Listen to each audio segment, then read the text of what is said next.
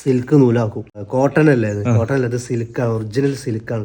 ഇത് നമ്മളെ രാജ്യത്ത് നിന്ന് പലയിടത്തും കയറ്റുമതി ചെയ്യുന്നുണ്ട്. ചൈനയിൽ നിന്നൊക്കെ നമ്മൾക്ക് ഇങ്ങോട്ട് ഇറക്കുമതിയും ചെയ്യുന്നുണ്ട്. കർണാടകയിലൂടെയുള്ള യാത്ര തുടരുകയാണ്. നമ്മുടെ സുഹൃത്ത് റഹീമിന്റെ കൂടെ അവന്റെ സുഹൃത്തിന്റെ ഒരു മൾബറി തോട്ടത്തിലാണ് നമ്മൾ എത്തിയിട്ടുള്ളത്.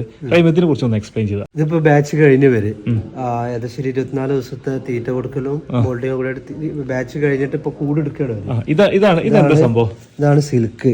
സിൽക്ക് ഇത് ഇതിന് വേണ്ടിയിട്ടല്ല, സീഡല്ല, സിൽക്കിന് വേണ്ടി. അത് സിൽക്ക് നൂല്, ഇതില്ല സിൽക്ക് ഡ്രസ്സുകൾ ഉണ്ടല്ലോ, അതിനുള്ള നൂലാണ് ഇപ്പൊ ഇത്. നൂലാണ് പോലെ.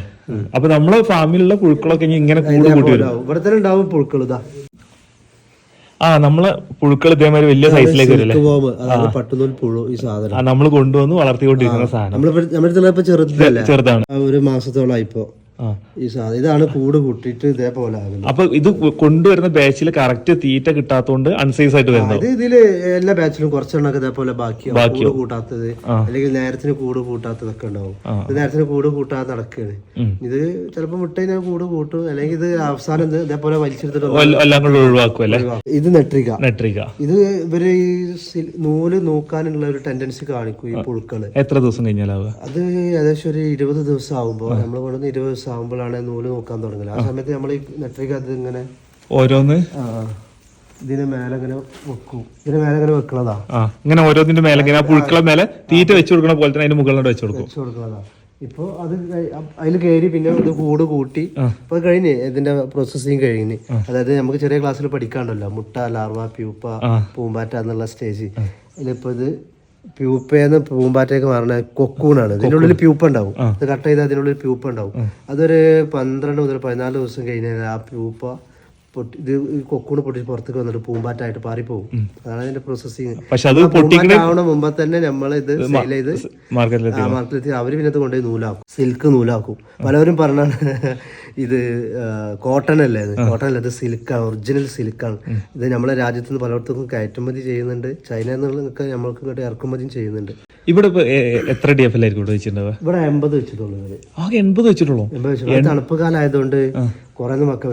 നോർമൽ കാലാവസ്ഥയിൽ നമ്മളൊരു 120 ഒക്കെ വെക്കുന്നുണ്ട്. അതിൽ തണുപ്പിൽ നമ്മളൊരു 80 വെക്കാൻ പറ്റുള്ളൂ. കാരണം എങ്ങാനും ചപ്പ്, അതായത് മൾബറി എല്ലാം തികഞ്ഞിട്ടില്ലെങ്കിൽ ആ ബാച്ച് നമുക്ക് ബുദ്ധിമുട്ട്. അതാണ് നമ്മൾ പ്രാവശ്യം 62 അതാണ് നമ്മൾ കുറച്ചത്. പിന്നെ ഇവിടെ ബൾബൊക്കെ ഒരുപാട് കാണുന്നത്. ഇത് എന്തെങ്കിലും ടെമ്പറേച്ചർ ഇത് ഓരോന്ന് 200 വാട്ട്സിന്റെ ബൾബുകളാണ്. ഒരുപാടുണ്ടല്ലോ. ഇവിടെ ഉണ്ട്, സൈഡിലൊക്കെ നമുക്ക് കാണാൻ പറ്റും. അതേപോലെ ആ സൈഡിലുണ്ട് ഓരോന്ന് 200 വാട്ട്സിന്റെ ബൾബ്. അപ്പൊ 10-20 ബൾബ് ഇട്ടിട്ടുണ്ട്.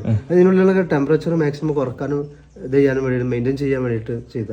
പക്ഷെ എന്നിട്ടും അവർക്ക് ആക്കാൻ കഴിഞ്ഞിട്ടില്ല. കാരണം പ്രാവശ്യം നല്ല തണുപ്പ് വന്നിരുന്നു. തണുപ്പ് വന്നു കഴിഞ്ഞാൽ നമ്മളെ കയ്യിൽ നിന്ന് പോകും. അതിനനുസരിച്ചിട്ട് നമുക്ക് ഹീറ്ററും കാര്യങ്ങളൊക്കെ ഉണ്ടെങ്കിൽ കുഴപ്പമൊന്നുമില്ല, നമുക്ക് കൺട്രോൾ ചെയ്യാൻ പറ്റും.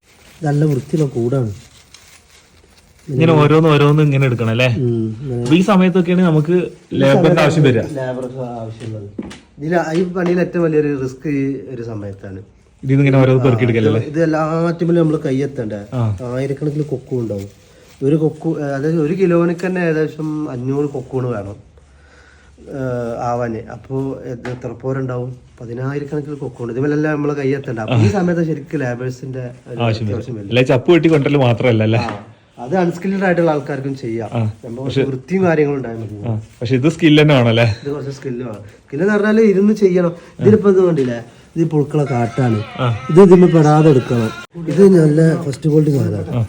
നല്ല വെള്ള കളർ, ഇതിലൊന്നും വൃത്തിയോടൊന്നും ഇല്ലല്ലോ.